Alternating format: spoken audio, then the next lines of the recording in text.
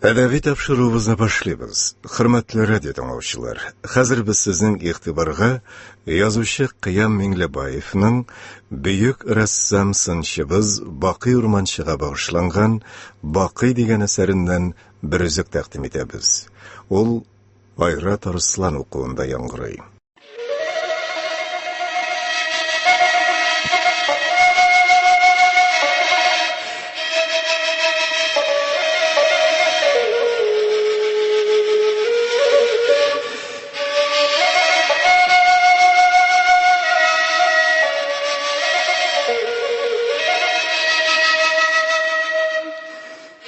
Репрессияләнеп, 4-5 елын сөргендә заяга уздырганнан соң, изге ниятләр, якты өметләр белән кайтып төшә Казанга сәнгатькәр.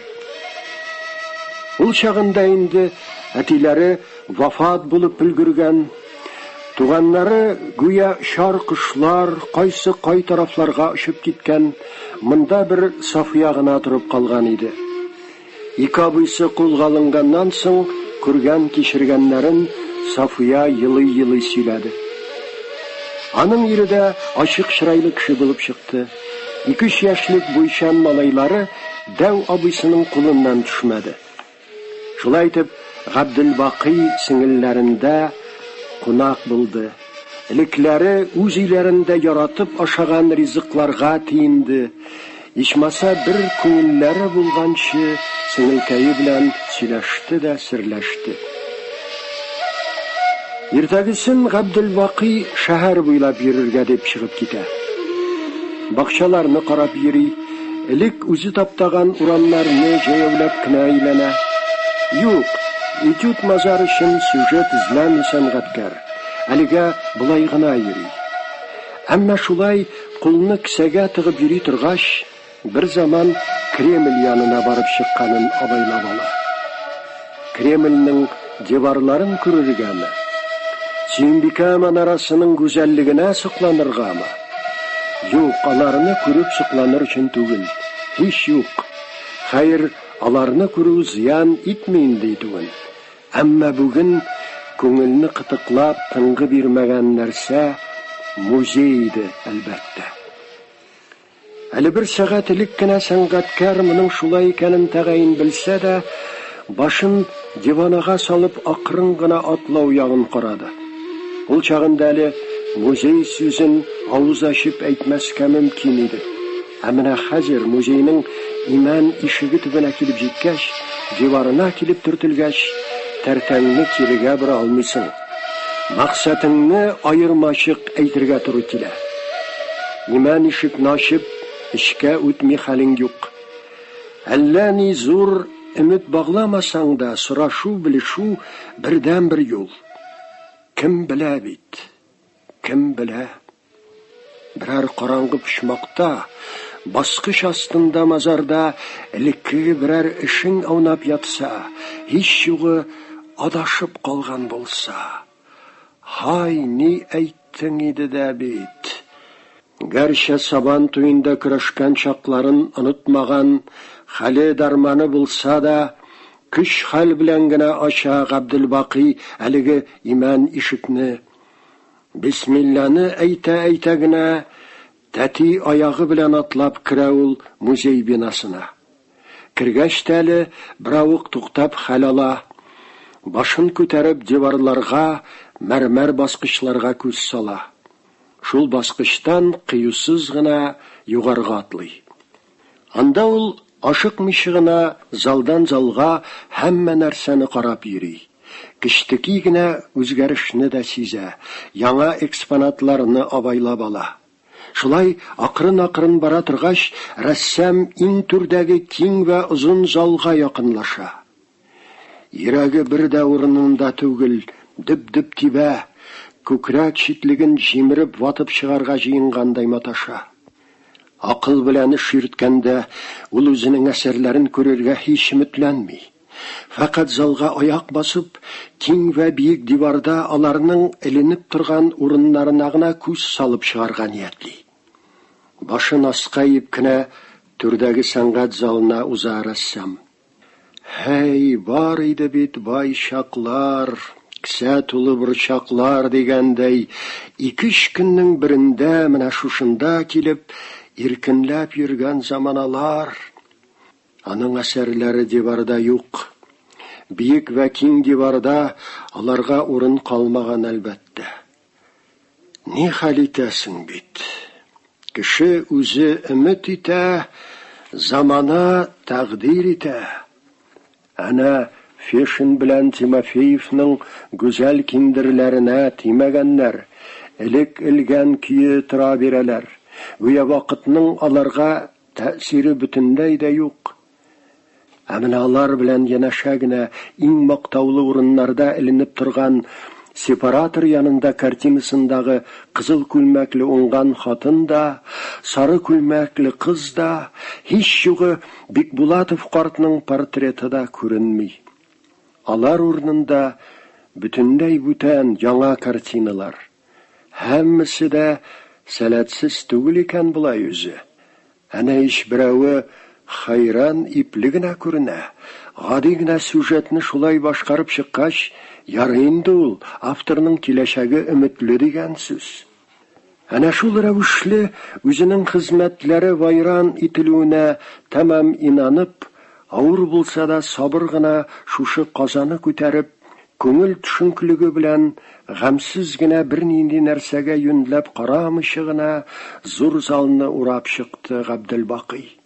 Янә дә 1-2 адым ясыйм да моннан чыгам инде дип кенә торганда, имәнеп китә язды. Юк, авторның исеме күрсәтелмәсә дә, әлеге киндернең бер чите күзенә чалыну белән әллә нәрсә булды Габделбакыйга. Авторы күрсәтелмәгән әлеге картина һичшиксез кичү иде. Ана да бит үзенең сабыен тәпиеннән дә танып ала. Мондый халәтне шушы көнгә хәтле кичергәне булмый әле Габделбакыйның, гомерендә дә булмый. Шуңа ул хәзер бүтән җаны, табигате актарылып, үзен күкләргә ашкандай бәхетле хис итә. Башлары әйләнеп китә. Гәрчә аяктан егылмый калса да, акылына исенә килгәндә үзенең елап торганын шәйләп ала.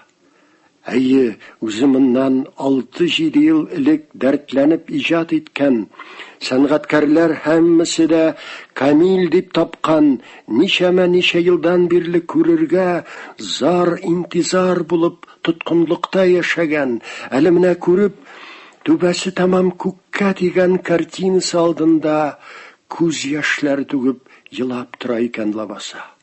Килер вакыт, ул вакытларда Габделбакый үзенең озын гомерле буласында, бинихая катлаулы иҗат юлын исән имин узып, сынлы сәнгатьнең төрле жанрларында илаһи зур уңышка, дәрәҗәгә ирешәсендә, халкым мине үзенең рәссамы буларак таныймы, юкмы дип аптырабрак яшәгәндә, янә дә 50-60 елдан соң алух сөенечләр киләсендә белми әле. 86 яшын тутырганда нәшрият альбом кадәр альбом чыгарып биргәч, сөенеченнән янә елап җибәрәчәк әле ул. Хәзер инде аның әсәрләре мәңгелек һәм аларны иҗат итүче үзе үлемсез. Янә дә 90 еллык юбилейын шундый да зурлап Татар академия театрында уздыргач, күңеле тулып елаячак әле сәнгатькәр. Халыкның үзен эшкә сәләтле уемчы вә рәссам итеп тануына тәмам инангач, әле 10-15 ел элек кенә урманчы Татар совет сынлы сәнгатының классигі дип язган өчен генә дә түрәләр мөхәррирнең күзен ачырмасалар, юбилейда иң дәрәҗәле сәнгать әһелләре дә, иң олы түрәләр дә рәссамны олылап, барысы бер авыздан шул ук сүзне кабатлаячаклар әле. Даһи сәнгатькәр диячәкләр әле.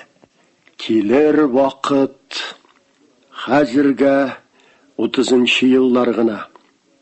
Һәм рәссам Бакый Урманчы музейда үзенең картинасы алдында тора. Эй, газизләрем, үзегезне сагынып, үләр дәрәҗәдә сагынып кайтканымны каян белдегез? Күр инде, каршыларга көймә белән чыккансыз бит, идел кишкәнсез бит. Киңме идел, тармы, ул барыбер агым су, ул барыбер агудан туктый белмәгән тормыш үзе шул. Иске идел үзе тар гына сурәтләнгән. Әллә рәссам сабый чагыннан зөя суында кыйынып үскәнгә, аны артык еш иңләгәнгә, иделне дә шундый итеп кенә күрәме? Әллә инде пәһлеван гәүдәле, типсә тимер үзәрлек егет идел хәтле иделне үзе шулай чамалыймы? Әйтүе кыен. Ул заманнардан бирле натурадан ясаган эскизлары әлбәттә сакланмаган. Ярый әле картина үзе чирек күлгә төшеп батмаган, исән калган. Шунысына сөенергә кирәк. Батса ни хәл итәр идең? Авторның өметен тамам үзүе тикмәгәмени? Бүгенге көндә әлеге киндергә кызыкмаган кеше юк. Хәтта рәссамнар да кызыгып куйгалыйлар. Чынлап та җанлы әсәр, бар детали да җиренә җиткереп эшләнгән киндер. Ә бит рәссам ул чагында 30 яшында гына була. Әмма инде сабый чакта акшарлаган мишкә мал туар сүрәтен төшерүдән башлап җибәргән, сәнгать мәктәбендә генә түгел, хутымасларда белем алган, бер юлы икшәр факультетта һөнәргә өйрәнгән. Шуннан соң үзенең белгәннәрен сәнгать мәктәбенә килүче яшьләргә дәртләнеп сөйләгән Сакалбай шул заманнарда ук инде профессиональ рәссам буларак тамам өлгереп җиткәнлеген исбатлый. Ялкауның аның сүзе күп булыр. Сылтавын табар ул. Юк, бер көндә эшсез торырга ярамый дип авыз тутырып әйтәчәк әле рәссам янәдә 50 елдан. Әйе, Бакый Урманчы гүзәллекне күрә дә белгән. Үзе күргәнне искиткеч матур итеп тасвирлап күрсәтә дә белгән. Ә бит моның өчен гүзәллекне күреп гашыйк булу, мөкиббән китү генә җитми әле. Моның өчен сиңа зур философ булу, шуннан чыгып фикер йөртү, дөнья ва тормыш кануннарына каршы килмәстәй өр-яңа сюжет кыру осталыгына ия булу, янәдә күп нәрсәләр һичшиксез зарур. Фақат шунда гына син тамашачының игътибарын җәлеп итәрдәй камил ва үлемсез әсәр иҗат итә аласың. Шунсыз синең сюжетың кутылгысыз рәвештә я фотографияга тартым, я инде бөтенләй фальш, ясалма килеп чыгачак. Тамашачы синең эшеңне кабул кылмаячак. Ул аңа гади генә итеп әйткәндә шанмаячак. Әлеге кичү әсәрендә һәр деталь ныклап уйланылган, үз урынына кереп утырган. Төсләр гаҗәеп оста сайланган, һәм шуның нәтиҗәсендә табигый бер күренешкә, ягъни сәнгатьчә дөреслеккә ирешелгән. Тамашачы әнә шуңа ышана, рәссам тасвирлаган күренешне тормышта булган хәл дип кабул итә. Детальләре хакында уйлана, камиллеккә соклана. Исенә килгәч, сәнгатькәр ашыкмыйча гына як-ягына күз салды. Аңа игътибар итәрлек, шикләнеп карарлык зат күренмәде. Шуннан соң гына тынычланып калды, иркенрәк сулады. Газиз картинасына зәңгәр күзләрен тутырып тагын бер карап алды да чыгу ягына юлланды.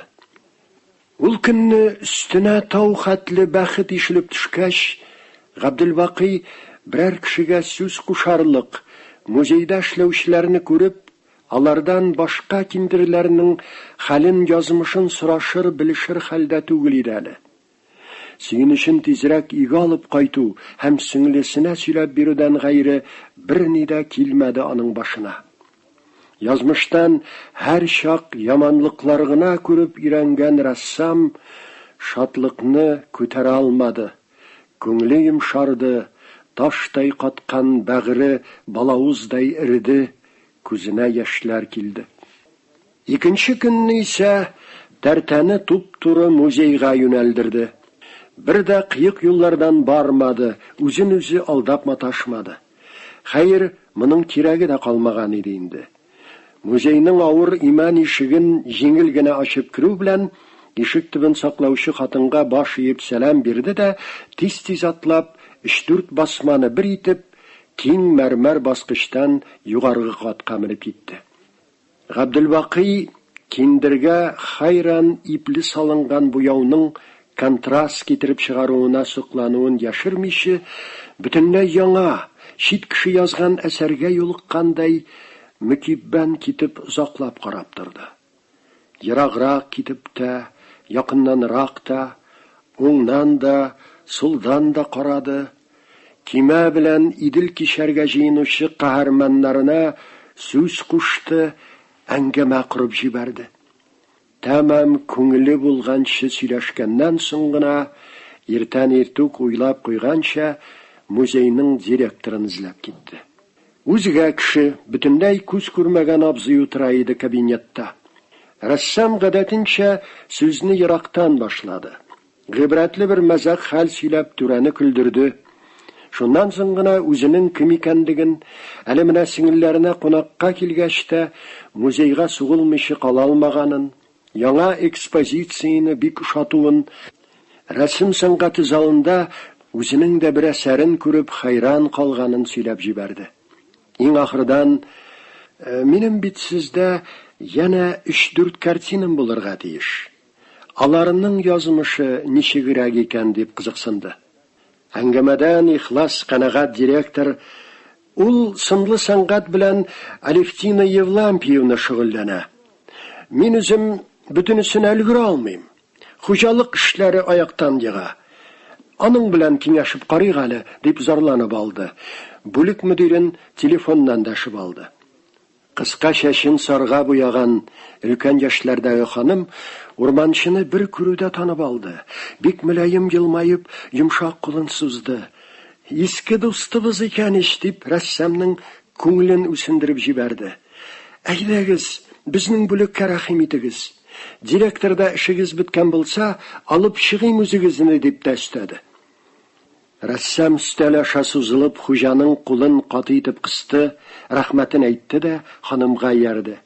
Караңгырак коридордан бераз баргач, алар гаҗәеп якты, иркен бер бүлмәгә килеп керделәр. Бүлмәнең тәрәзәләргә каршы ягындагы киң диварыны идәннән түшәмгә чаклы тутырып, киштәләр, стеллажлар ясалган. Аларның төрлесенә төрле зурлыктагы картиналар, рамсыз картон һәм кәгазьләр куелган. Урта бер җирдә иләмсез зур өстәл, тәрәзә буенда язу өстәлләре күзгә ташлана иде. Бүлмәдә 5-6 кеше булып, һәр кайсы үз эше белән мәшгуль иде. Габделбакый матур ва күр тавыш белән сәлам биргәч, барсы да башын күтәрде. Сәламны алып, як какты, сабыр гына җавап кайтарды, кабат үз эшенә күмелде. Бүлек мөдире кунакны култыклап алып, тәрәзәгә кырын куелган, башкаларыннан читтәрәк кукрайып утырган саллы имән өстәл янына алып килде. Биек артлы авыр имән урындыктан урын тәкъдим итте. Үзе өстәлнең икенче ягына җайлап кына узып урнашты. Фақат шуннан соң гына күрешмәгәнебезгә байтак вакыт узды буга инде, дип эшлекле җитди кыяфәт белән әңгәмәне башлап җибәрде. Сезнең кайда булганыгыз, ниләр кичергәнегез ихтимал мине бик тә кызыксындырадыр. Әмма ул хакта сораштырып маташу әдәпсезлек булыр иде. Бүген үзегезне иректә күреп сөендем. Мулла инде тәрбияләнеп үскән Габделбакый аңа баш ия рәхмәтен белдермичә кала алмады билгеле. Чын-чыннан сөендем. Мәхәббәт гәүдәгезне күргәч тә, дип сүзен дәвам иттерде Мөлаим ханым. Казанга кайту хәбәрегезне ишетмәгән идем әле. Туп-туры үзебезгә килүегез өчен рәхмәт. Димәк ки, еллар юшкыны безнең дуслыкка бер төрле дә зыян китерә алмаган. Димәк ки, сез безнең хөрмәтле авторыбыз булып калгансыз. Тик сезнең кичү дигән картинагызда исем фамилиягыз күренмәгәнгә бер дә аптырамагыз. Безне гафу итегез. Бүген үк язуын алмаштырырбыз. Бик сөенеп язып куярбыз исмегезне. Рәссам шул чагында тыйнак кына елмаеп, моңа үзенең мөнәсәбәтен белдерүне кирәк тапты. Алевтина ханым, хөрмәтлем, мине бүген бүтән әсәрләрем, музейгызда калган картиналарым, аларның язмышы борчый. Бүлек мөдире: "Димәк, исем фамилиядә түгел хикмәт, картинаның исән калуында дип әйтәсездер инде", дип үзенчә нәтиҗә ясады. Рас әйтәсез, нәкъ шулай. Мине хәзер бер генә әйбер кызыксындыра.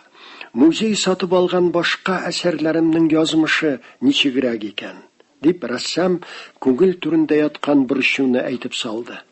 Ханым кунакның хәлен аңлый иде, аны тынычландыру ягын карады. "Әсәрләрегез исән, бер дә хафаланмагыз", диде. Габделбакыйның гәүдәсенә рәхәт бер талгынлык җәелде. Бүлек мөдиренең күзенә карап, җитди төс белән: "Мең яшәгез, Алевтина ханым. Зур сөенеч бу минем өчен, зур сөенеч. Мин ничек тә сезнең алда бурычлы булып калмаска тырышырмын. Безнең халыкта сөенеч дигән сүз бик олы сүз. Мең рәхмәт, Алевтина ханым", диде, нык итеп кулын кысты. Бүлек мөдире: "Ай, кулымны сындырасыз", дип кычкырып җибәрде. Уң кулын беравык селкеп торды. Аннары: "Бу чаклы авырттырасыгызны белгән булсам, авызымны да ачмый утырыр идем", диде. "Дөресен әйткәндә, миңа әйтергә тиеш түгел сез рәхмәтне, фотограф әйтергә тиеш. Ул егет саклап калды картиналарыгызны. Тагын башка әйберләрегезне дә җыештырып куйды бугай әле". Габделбакый җанланып: "Кайсы фотограф?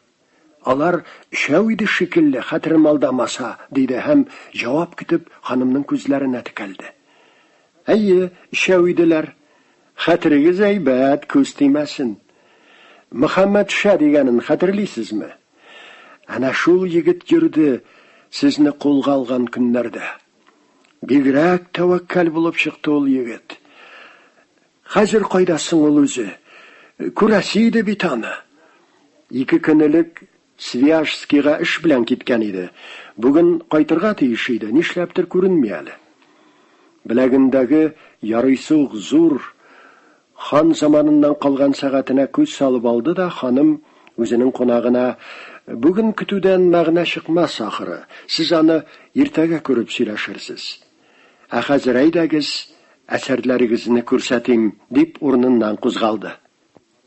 Әүвәл сары күлмәкле кызны таптылар. Анысына сокланып туя алмый гына карап торганда, Бикбулат картның сүрәтен шуның янәшәсенә китереп куйдылар. Озакламый сепаратор янында дигән зуррагын да каяндыр тартып чыгардылар. Габделбакый аларның һәр кайсына аерым сөенде. Шуны язгандагы хәлләр исенә төште. Натура хәзергедәй күз алдына килеп басты. Әнә сары күлмәклесе, озын итәкле, ачык сары күлмәк киеп, ак алъяпкыч бәйләгән япь-яшь таза гына кыз. Шуның башына бәйләгән яулыгын чиштерү бер газап, җиңнәрен сызгандыру 2, ә инде салам эшләпә кигезү 3 газап булды. Күзләре бик тере чыккан бит Гыйльменисаның. Бит алмалары да бүтән туллыгы белән матур гына язылган. Кулы да эш кешесе икәненә ишара. Гомумән кыяфәте килешле генә күренә шикелле. Ичке дөньясы да аңлашыла бугай. Эшсез утыру газап аның өчен. Менә хәзер сикереп торыр да йөгереп китәр сыман тоела. Һич тә иркенләп җәелеп утырган тәэсире калмый. Башына бәйләгән чәчәкле чуклы шәл яулыгын туташы белән җите кызыл итеп алырга туры килде. Төсләренең шарпалашуына ирешүен, әмма бите брас тупасрак чыгу ихтималы бар иде. Шуңа үзенең салам эшләпәсен кигезеп карарга туры килде. Һәм әнә шул кечерәк кенә деталь картинаны үзгәртте дә җибәрде. Кабатланмас типаж иҗат итү мөмкинлеген тудырды. Шул чагында салам шләпә кидермәсә, аннан 2 ел гына элек язган, мәшһүрлек яулап өлгергән сепаратор янында картинасындагы сурәтне кабатлыйсы була икән, Әле шөкер, интуиция дигән нәрсә кабатланудан качуга этәргән, чибәркәй өчен бөтенләй бүтән позиция сайлауга, өр-яңа сюжет корып җибәрүгә мөмкинлек биргән. Хәер, сепаратор янындагысы аяк өстендә, яшь ягыннан да шактый олырак. Әмма төсләр ягыннан караганда, бу хатынның сурәтендә гармонияга күбрәк ирешелгән. Кызыл яулыгы алсу күлмәгенә бигрәкләр килешеп тора. Бикбулат абзый, исән-имин генә йөри микән? Моннан 9-10 ел элек үк дәрмансыз бер карт иде инде. Мәгърурлык хисе белән генә бирешмичә яши иде. Музейдан ул көнне бик соң кузгалды сәнгатькәр. Әсәрләрен бер рәткә тизеп куеп, һәр кайсының һәр бизәген, һәр ноктасын кабат-кабат җентекләп күздән кичергәннән соң җаннарына рәхәт булып китте. Шуннан инде бүлек мөдиренә рәхмәт хисен белдермичә, күңел турында әле бүген баш калкыткан кызыклы бер фикерне әйтмичә калдырасы килмәде. Бөтенләй мин иҗат иткән төсле дә түгел буларны. Артык нәфисләр димме? Хәзер минем хәлдән килә торган эш түгел мондый картиналар язу, диде, башын чайкап куйды. Сәнгатькәрнең ичке халатын аңлады өлкән яшьтәге дөнья күргән ханым. Шундый зур укымышлы кеше, олуг талант иясе, үзен бүтәнчә тота алмыйдыр инде дип уйлады. Мөлаим гына елмаеп, ягынлы матур тавыш белән, менә хәзер үзегезнең иҗат җимешләрегезне кабат күргәннән соң, һичшиксез канатланып китәрсез. Тагын да катлаулырак, тагын да матуррак, тагын да камилрак картиналар иҗат итәрсез, безне сөендерерсез әле, диде. Музей хәтле музейда, сәнгать дөньясында кайнаучы киң күңелле ханымның шулай зур өметләр баглавы рәссамның бәгырьләренә үтеп керде, кайрада күңелләре тулып өлгерде. Әнә шул ягымлы, мәрхәмәтле сүзләр гүя аңарга канатлар үстереп җибәрде. Киләчәген нақыш сәнгатенә багышларга, дәртләнеп эшләргә этәрде. Яңа көн тугач, ул тагын музейга табан юл тотты. Фотограф егет белән кочаклашып күреште. Салпы ягына бераз салам да кыстырып куйгалады. Экспозициядагы фоторәсемнәрен күккә чөеп мактады. Син хайранда тирән зауклы, ерактан күрә торган фотограф-художник икәнсең, диде. Гәптәшенең түбәсе түшәмгә тигәч кенә әкренләп үз эшләренә күчте. Мөхәммәдша тик җанвар җитезлеге белән әллә кайлардан, киштә башларыннан бер кочак картондыр, кәгазьдер алып төште дә, өстәл өстенә рәссамның алдына китереп салды. Автор аларны саклык белән генә берәм-берәм генә кулына алды, әйләндереп, тулгандырып карады. Бу юлы да һәр рәсемне, хәтта әле карандаш белән җиңел кулдан ясап ташлаган эскизын караганда да, шуны ясаган чактагы хәлләр күз алдына пайда булды. Иҗаты киң кылач белән гөрләп барган чакта, үз халкыбыздан чыккан яшь егетләрне яраткан һөнәренә чын күңелдән, зур тырышлык белән өйрәтеп ятканда, милли мәдәниятне үстерү юлында армый-талмый чапканда, зинданга яптылар, читкә сөрделәр. Шул булды эш, сынды кылыч. Инде менә хәзер сират күперләрен кичеп, күпме хәсрәт михнәт чигеп, илгә әйләнеп кайтты Габделбакый. Нияте яңадан сәнгать мәктәбенә эшкә урнашып, яшь буынны үзенең һөнәренә өйрәтү, милли кадрлар тәрбияләү иде. Сайланып тормаска, нинди эш тәкъдим итсәләр, шуңа риза булырга иде исәбе. Нақыш һөнәренә генә түгел, урманчы бит әле уем скульптурага да, шулай ук графикага да өйрәтә ала. Сәнгать мәктәбенә зур өметләр баглап, үзенең бик тә инде менә кирәкле куеп куйган педагог икәненә ышанган хәлдә барып керә. Әмма сәнгатькәрне яхшы белгән, һәм аның сирәк очрый торган күп кырлы һөнәр иясе икәнлегенә инанган түрәләр аны сәнгать мәктәбенә якында җибәрмиләр. Эш юк диләр. Бер генә урыныбызда буш түгел диләр. Шуның белән вәссәлам. Утырмадан кайтканнан соң сәнгать мәктәбенә эшкә алмаулары яңадан уйланырга мәҗбүр итә сәнгатькәрне. Еларга да белми Габделвакый, көләргә дә. Шулай ук бөтенләй кирәксезгә чыктым микән ди. Йөнлерәк берәр эш табылмасмы дип өметләнеп, анда сугыла рәссам, монда сугыла, тик бер җирдә дә рәтле башлы җавап ала алмый. Аннан-моннан килгән вак-төяк заказларны үтәп, аз-маз гына мая туплый да, чабатасын киенә башлый.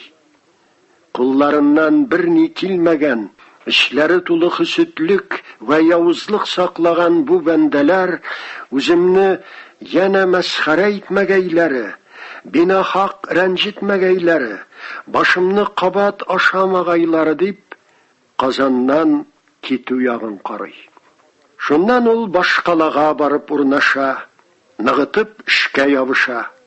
Мәскәүдә эш җитәрлек, берсеннән дә йөз чөйрми сәнгатькәр, теге әрәм киткән вакытның үчен тулайым алу өчен аңарга җиң сызганып, көн-төн эшләргә туры килсә дә, бирешмәс, гомерен багышлаган сәнгатьтә һичшиксез үзенең сүзен әйтер. Коллегаларын хайран калдырып, ул киндерләр яза. Картонга акварель белән төрле рәсемнәр ясый, кәгазьгә карандаш яки туш белән әллә күпме эскиз сызып ата. Фани дөньядан киткән чагында бала чага калдырып китүче кеше бик бәхетле. Нәслен дәвам иттерәселәренә инана, һөнәрен дәвам иттерүләренә өметләнә. Ә инде шәкертләрен, ягъни дәвамчыларын, варисларын калдырып китүче янә дә бәхетле. Үзе гомерен багышлаган хезмәтне, һөнәрне дәвам иттерәчәкләренә, изге ниятләрен халыкка җиткерәчәкләренә иманы камил. Кояшның нурларында куйнырга, күңелендә түбәнмәс дәрт бар иде. Җиһанның шатлыгын күкрәгенә туплап, илгә күрсәтерлек шат яр иде. Җаны саф яуган гына ак кар иде. Күкрәгендә ташкынлы көч бар иде. Тоткынлык, түбәнлеккә зур нәфрәт, хыянәтче душманнарга үч бар иде.